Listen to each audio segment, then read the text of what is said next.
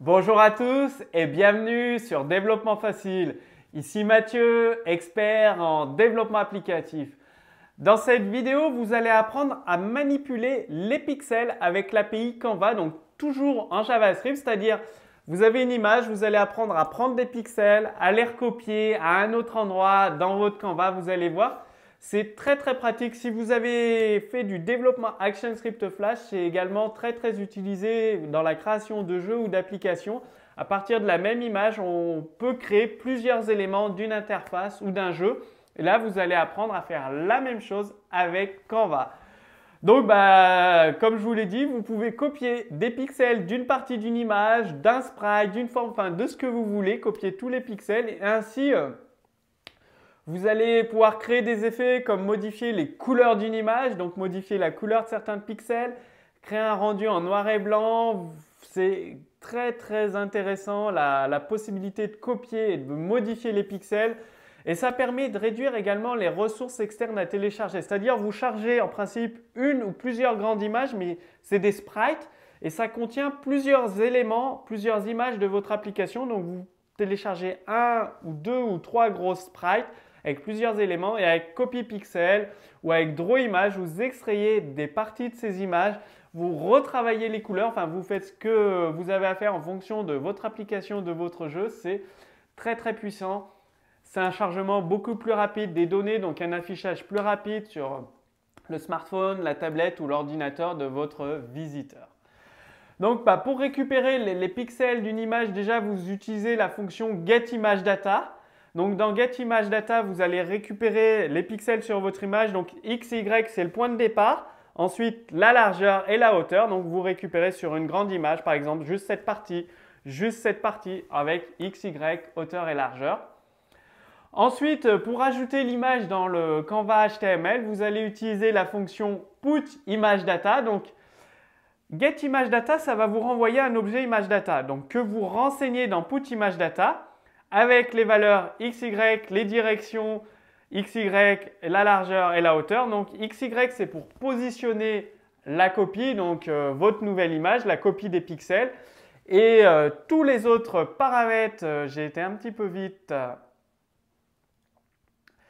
Dir X, dir Y, dir width, largeur, hauteur. Donc je vais vous montrer, donc c'est des directions, la largeur, la hauteur. Je vais vous montrer tout cela à travers un exemple de code source plutôt que d'être trop théorique et de vous ennuyer à tout vous expliquer. Je vous montre le résultat graphique. Visuellement, c'est toujours plus simple de comprendre. Une image vaut 1000 mots. Donc, on passe tout de suite à l'exemple de code source. Comme d'habitude, dans votre fichier HTML, vous intégrez votre fichier CSS qui est très simple.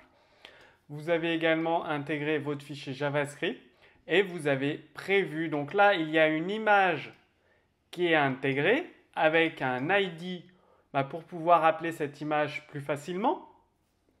Et vous avez votre balise Canva juste ici avec un ID pour pouvoir l'appeler. Et là, on a créé un bouton, donc une balise avec un ID Canva Div Test et un bouton sur le on-click, c'est-à-dire cliquer ici pour copier les pixels. Ça va appeler une fonction JavaScript tout simplement. Alors, qu'est-ce qui se passe? Une fois que le DOM est chargé, la fonction draw est appelée, on récupère notre Canva, le contexte. On récupère l'image, donc vous avez vu dans le cours précédent que vous pouvez utiliser les images, soit une image qui est déjà dans la page HTML, soit une URL d'une image, donc soit du même domaine, soit d'un autre domaine. Et donc là, on utilise une autre technique pour vous montrer en pratique ce que ça donne. Une image qui est déjà dans la page, en l'occurrence cette image qui est déjà dans la page HTML. Qu'est-ce qu'on fait une fois qu'on a récupéré l'image? On définit ce qu'on prend dans l'image. Donc on prend qu'une partie de l'image, on ne prend pas toute sa largeur et pas toute sa hauteur, qu'une partie. Et qu'est-ce qu'on fait? On modifie la couleur de l'image tout simplement et après on écrit l'image dans le Canva. Alors qu'est-ce que ça donne?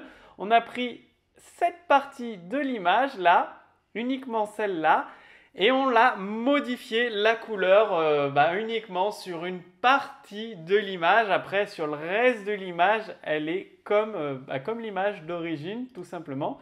comme vous pouvez le voir ici, on parcourt et on modifie notre image. Et juste en dessous, on va créer un dégradé, donc un dégradé tout simple, voilà, un dégradé très très simple. Si vous le souhaitez, je peux rajouter une couleur intermédiaire. On va mettre du gris en intermédiaire comme couleur. Voilà, ça vous montre, c'est un petit peu comme un des cours précédents, ça vous montre le fonctionnement du dégradé. Donc là, il y aura une couleur gris en intermédiaire qui est ici, tout simplement. Je vais l'agrandir encore un peu plus. Voilà, il y aura plus de gris ici.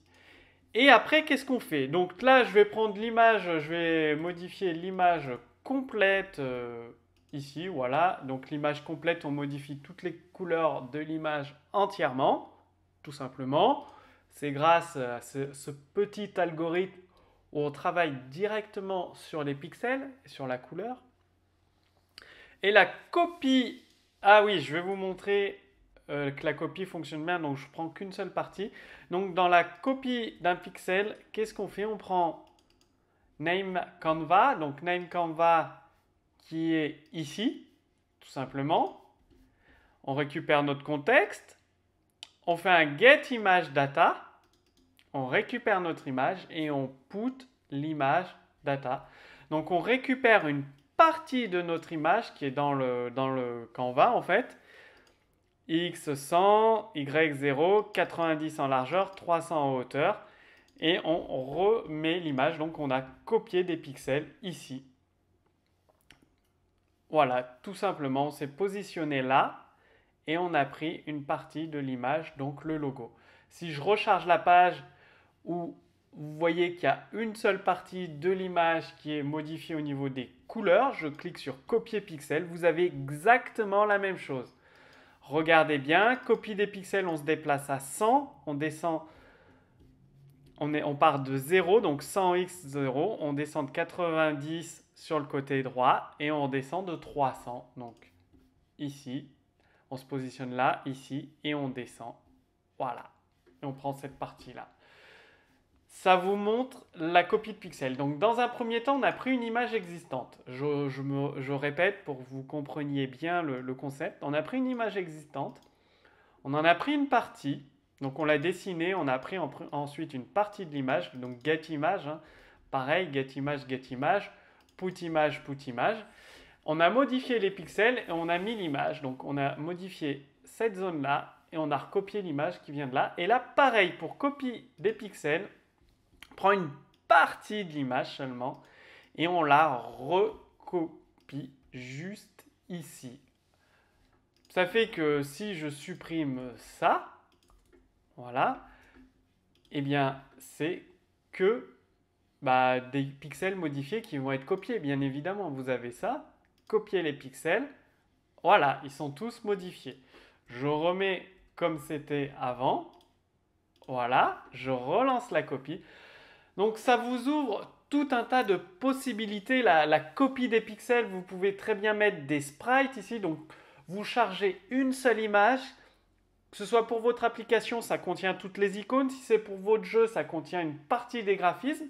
Et ensuite, vous faites des copies de pixels, des icônes dans le menu par exemple, ou dans votre page, là où vous en avez besoin, dans votre Canva. C'est très très puissant la copie des pixels. Donc maintenant, à vous de l'utiliser. Ce n'est pas très compliqué, juste en 2 lignes de code, à chaque fois 2-3 lignes de code, vous pouvez utiliser la copie des pixels, vous pouvez même les modifier à la volée. Donc voilà, c'est à vous de jouer maintenant.